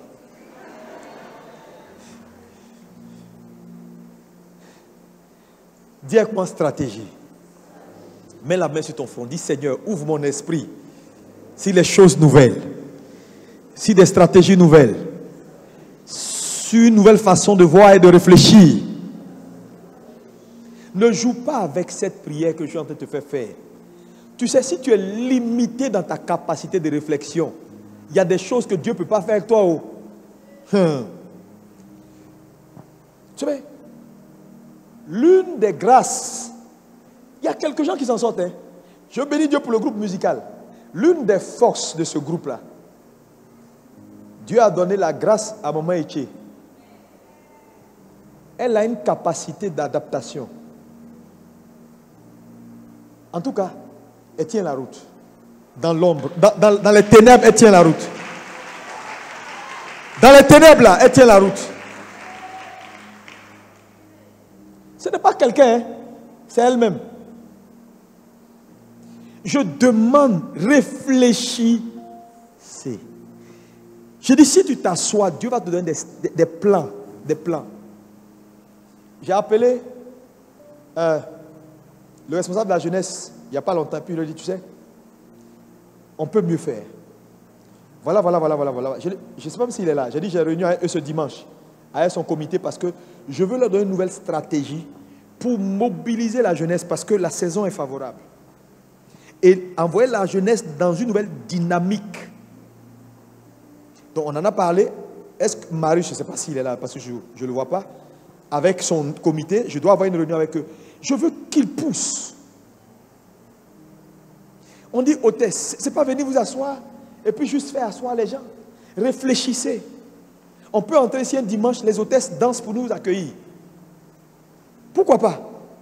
C'est-à-dire qu'elles font des ballets comme ça et puis pendant que tu danses, pourquoi pas? Voilà le problème. On peut réfléchir. On peut aller dans le quartier là. On dit les week-ends. Parce que je vous dis, les week-ends, on va s'asseoir là-bas et puis on met les baffes là, qu'on branche là, et puis on commence à parler. On fait projection de films. C'est une stratégie. Moins de dépenses. Les gens vont venir s'asseoir pour les films de Nigériens où ça pleure et puis il y a des sorciers.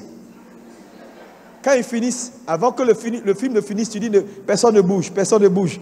Attendez, tu leur parles de Jésus et tu les ramasses tous pour venir à l'église. On peut réfléchir. Il y a toutes sortes de stratégies, mais les gens sont bloqués dans leur tête. Quand on parle, allez gagner des âmes, pasteur, on a besoin d'un podium qui fait 850 000. On a besoin de 150 000 francs pour des baffes. C'est-à-dire, ce n'est pas toujours. C'est-à-dire que Dieu peut te donner la meilleure stratégie pour faire, c'est-à-dire avoir le même résultat à moins de coûts. Mais tout est une question de s'asseoir. Mais quand on ne réfléchit pas, on reste dans le standard.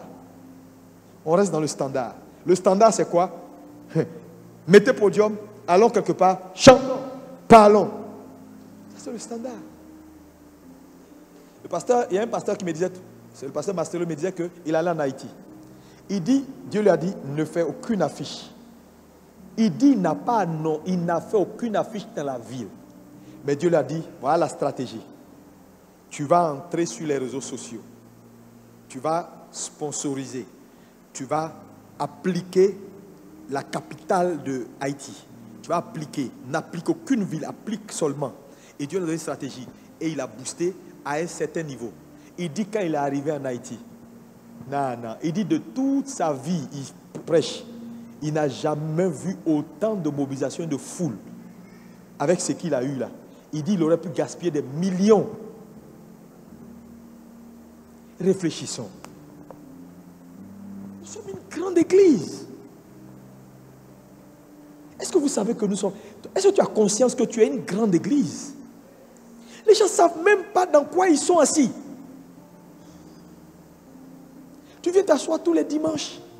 Ça ne te dit rien du tout. De voir que, regarde, tout ça aurait pu être des hommes assis. Ça te plaît quand tu t'assois et puis il y a la place. Donc il y a place pour ton sac, place pour ton stylo, place pour ton mouchoir. Et puis elle est contente. Ça n'a qu'à rester comme ça. Quand moi je suis trop serré, il y a des gens qui ne sont pas venus pendant la conférence. Il y a trop d'hommes. Ils n'ont qu'à partir, nous on va se retrouver. Tu es un sorcier. Souvent, et Dieu va t'enlever comme une puce. Parce qu'il veut avancer. Non, ils sont contents, il y a la place. Non, il met son sac, il met le mouchoir, il met les trucs, et puis il est là, lui seul sur le banc, et puis il est là. Donc quand on dit évangéliser, il n'a pas envie. Est-ce qu'on peut se dire, l'année là, c'est notre année d'évangélisation. On n'a pas été efficace comme Dieu voulait. On a essayé. Mais les 3 derniers mois là, on va se jeter comme si notre vie là en dépendait. Est-ce qu'on peut dire ça? Et réfléchir, c'est-à-dire tenir des réunions jusqu'à minuit sur la bonne stratégie. Chers pasteurs et chers responsables, c'est à vous que je parle. C'est à vous que je parle. Parce que si je dois moi-même descendre pour faire le travail, c'est compliqué. Est-ce qu'on peut s'asseoir, tenir des réunions avec des experts même, si on peut les inviter, et puis réfléchir sur la meilleure façon. Parce que vous savez, c'est vrai, la voie là n'est même pas un obstacle. On est en pleine ville. Il y a des gens qui ont des camps dans des coins cachés. Les gens vont paquer. Donc ce n'est pas le problème. Tu as l'environnement, tu as toute la qualité, tu as tout. Mais le jugement sera terrible. Tu as tout ce qu'il te faut. Tout.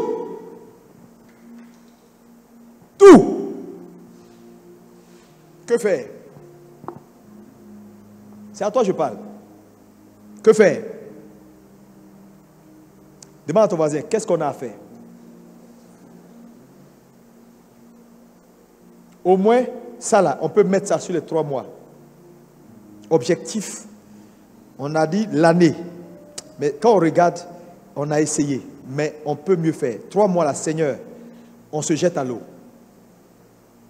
Évangélisation à outrance. Nouvelle stratégie. Qui est d'accord pour faire ça?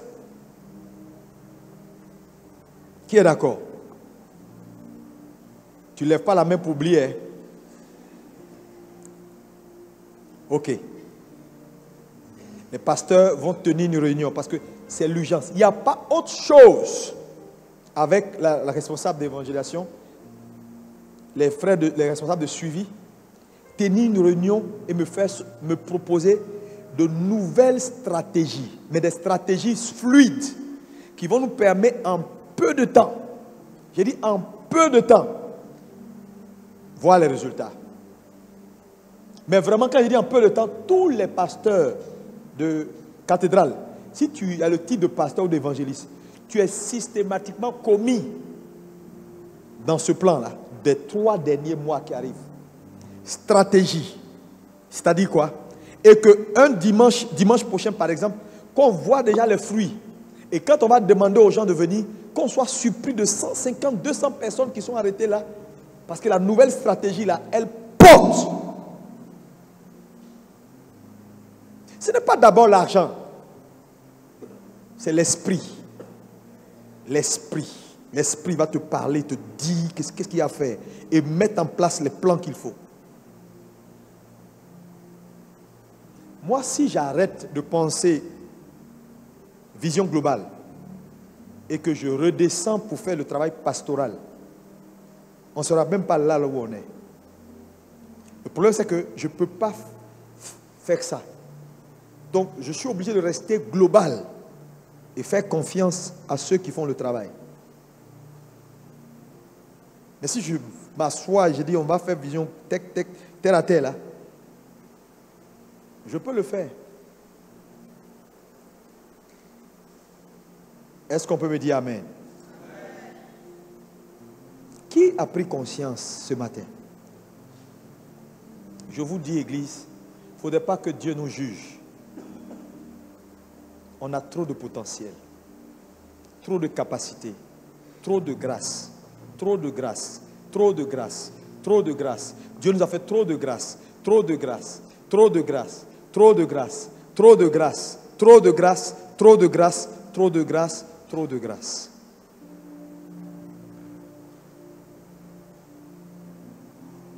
Que chacun fasse son travail. Tu sais, dans la vie, quelle que soit la qualité de ce que tu es, travaille sur ce qui t'entoure, parce que j'ai parlé du pouvoir de l'environnement. Si ce qui t'entoure n'est pas bon, ça peut ralentir ta course.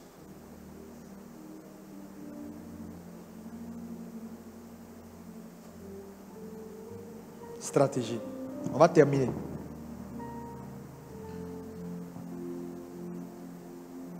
La stratégie va te donner de l'action pour gagner du temps, pour ne pas que tu perdes beaucoup de temps.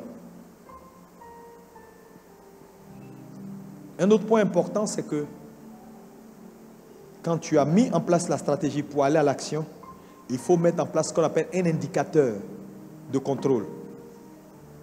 Un indicateur de contrôle qui va t'aider chaque 3 mois à faire le point sur ce qui a été et ce qui n'a pas été.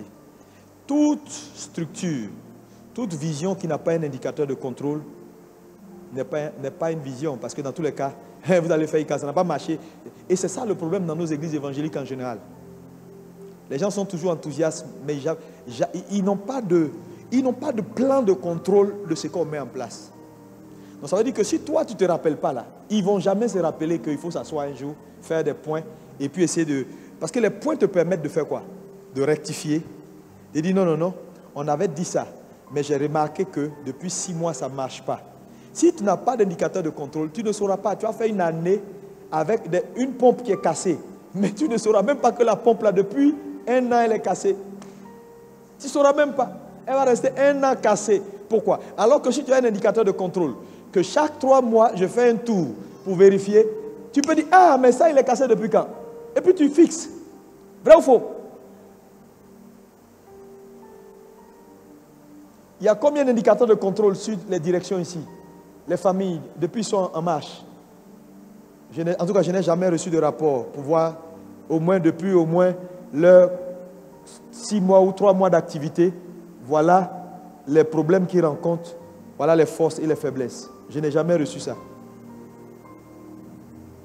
Je constate que ils sont dans le flou, ils sont là. Mais bon, personne ne s'en occupe. Les gars, Dieu va vous demander des comptes. Parce que moi-même, je suis en train de jouer ma partition. Je suis juste à la tête, mais ce n'est pas mon œuvre. L'œuvre là m'appartient autant que ça t'appartient. Nous sommes tous en train de servir le maître. Et chaque service que vous faites vous sera compté. On ne va pas prendre au dernier jour ton service dans la maison pour dire, donnez le service à Bishop Amazou. Non! On dira, bon et fidèle serviteur, j'ai juste créé la plateforme. Donc, il ne faut pas croire que tu es en train de faire le travail de Bishop Amazou. Donc, si j'ai fait, c'est bon. Je ne fais pas. Je ne fais pas. Voilà. Non. Dieu va te demander des comptes. Et c'est l'une des raisons pour lesquelles les gens appellent Dieu. Dieu ferme ses oreilles. Parce que le peu que Dieu leur donne, ça ne les intéresse même pas.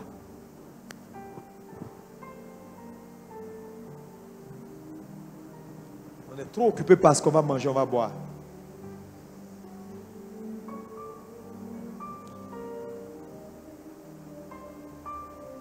La vie.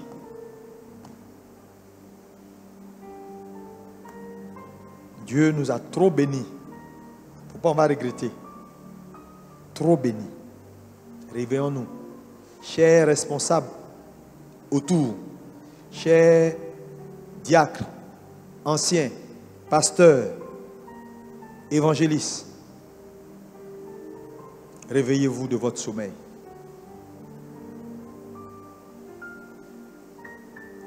Quand vous allez vous réveiller et commencer à prendre l'œuvre à bras le corps comme votre chose personnelle, Dieu va tourner un regard favorable sur vous. C'est votre champ d'action. Il n'y a pas un autre champ d'action. Est-ce qu'on peut lever les mains vers le ciel? Plus de toi. Plus de toi. On se lève tous. Plus de toi. Plus de ta ressemblance. Plus de toi. Plus de discernement de ta voix et de ta volonté, Seigneur, plus de toi, Seigneur, plus de toi, plus de ta ressemblance, plus de toi, plus de discernement de ta voix, de ta volonté. Seigneur, plus de toi, plus de toi, plus de toi, Yahweh, plus de ta ressemblance, plus de toi, plus de discernement de ta voix, de ta volonté, Seigneur, plus de toi, plus de toi, plus de toi dans mes vies, plus de ta ressemblance, plus de toi, plus de discernement de ta voix, de ta volonté, Seigneur, plus de toi, plus de toi, plus de toi, plus de toi, plus de toi. Let your glory fall. Plus de discernement de ta voix, de ta volonté, Seigneur, plus. Lève la voix, prie pour toi-même. Tu vas prier pour ta vie. Dis, Seigneur, tu as parlé à mon cœur, donne-moi de m'asseoir et faire des calculs. Oh Dieu, tes attentes sont énormes en ce qui me concerne. Et aide-moi, Seigneur, à être à la hauteur. Prie le Seigneur. Parle à Jésus. Ce que tu n'as pas bien fait.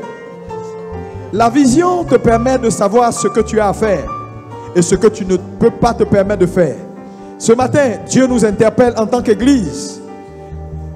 Il nous a tellement favorisés que le jugement ne soit pas notre partage. Tout le monde doit prier et demander la grâce de Dieu afin de jouer sa partition.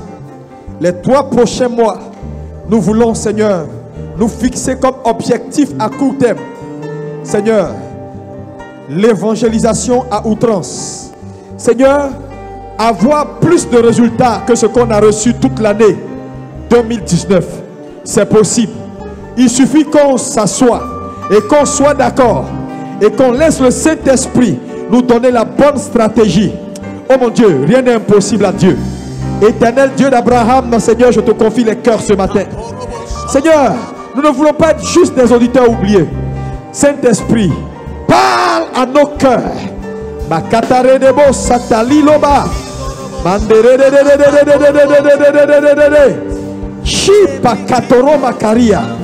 Ah Seigneur, on peut faire au-delà de ce que nous avons fait toute l'année.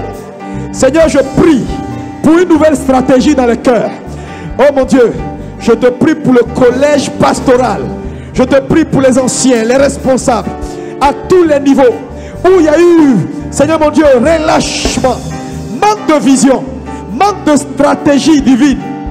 Oh Dieu, je prie, Saint-Esprit, que tu ouvres l'entendement, les cœurs, et que tu donnes à chacun de comprendre. Oh ma katari, bradadoma la tuparia katare, ma kataru barandus katara. Hey! Jesus. Makatara da da da da da da da da da da da. Pakotoporia baka. Des idées nouvelles. Des idées nouvelles. Makatoporia baka. Privos, privos, privos, privos, privos, privos. Oh Dieu, envoie des personnes nouvelles, Seigneur, avec des idées nouvelles. Oh Dieu, j'ai besoin de toi. Seigneur, l'étape suivante est une étape glorieuse. Oh Dieu, je rachète l'étape suivante. Je crois, Seigneur. Makatari. Hey, Seigneur. Pakataru maladus kataparia. Je commande, Seigneur, que tout ce qui empêche, oh mon Dieu, l'étape suivante d'éclore, les feuilles mortes, que les feuilles mortes tombent, afin que de nouvelles feuilles poussent. Au nom de Jésus, je prophétise que les feuilles mortes tombent, afin que de nouvelles feuilles poussent. Madi paka, bradado baya, makataria bakoba.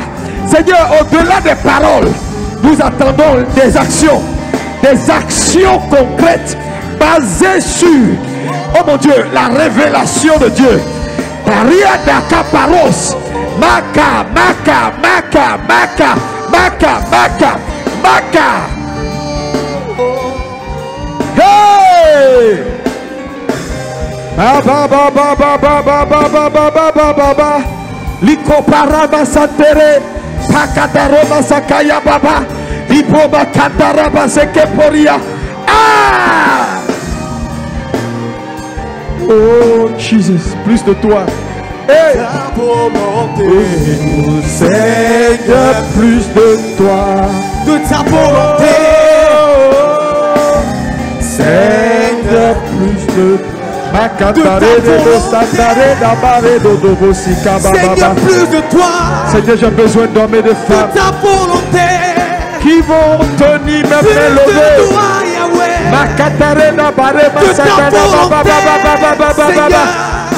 L'œuvre est grande, l'œuvre est lourde. Seigneur, qualifie les hommes, qualifie les hommes. Qualifie les hommes, qualifie les hommes, qualifie les femmes, qualifie, qualifie, qualifie. Seigneur, plus de toi,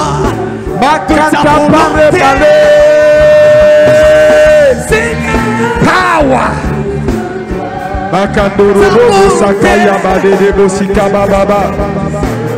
Il y a plus de toi. Seigneur, plus de toi. De ta volonté.